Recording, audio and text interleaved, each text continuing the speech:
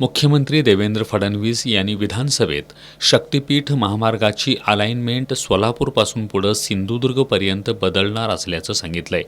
हे मुख्यमंत्र्यांना उशिरा सुचलेलं शहाणपण आहे, अशी प्रतिक्रिया शक्तीपीठ महामार्ग विरोधी संघर्ष समितीचे राज्य समन्वयक गिरीश फोंडे यांनी व्यक्त केली आहे। बसमधून मोटारसायकलवरून प्रवास करणाऱ्या सामान्य माणसाला देखील माहीत आहे की रत्नागिरी नागपूर हा महामार्ग समांतर जातो।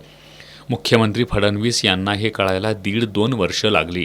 एका अर्थानं मुख्यमंत्र्यांनी त्यांची चूक झाल्याची कबुली दिली आहे।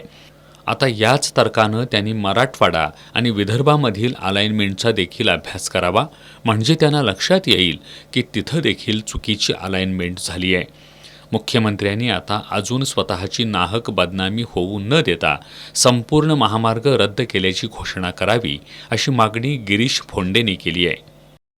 राज्याचे मुख्यमंत्री देवेंद्र फडणवीस यांनी विधानसभेच्या पटलावरती आज एक माहिती सांगितलेली आहे, ती म्हणजे शक्तीपीठ महामार्गाची जी अलाइनमेंट आहे सोलापूरपासून पुढे सिंधूरपर्यंत ही बदलण्यात येणार आहे।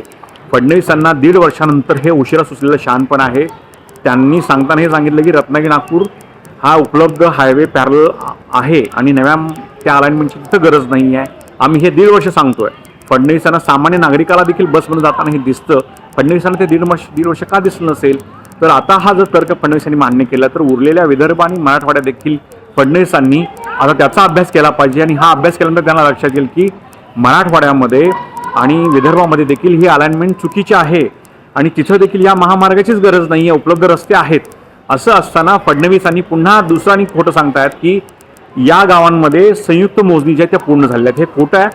आम्ही ठामपणे सांगतोय की 90% गावांमध्ये शेतकऱ्यांनी संयुक्त मोजण्यांना विरोध केलेला आहे। एकूणच मुख्यमंत्री फडणवीस हे 1.5 वर्ष आंदोलन करत असलेल्या शेतकऱ्यांबरोबर चर्चा करायला तयार नाहीत। राज्याच्या तिजोरीत पैसे नाहीत हे ते कबूल करतात। कर्ज काढून महामार्ग बांधण्याची गरज नाही।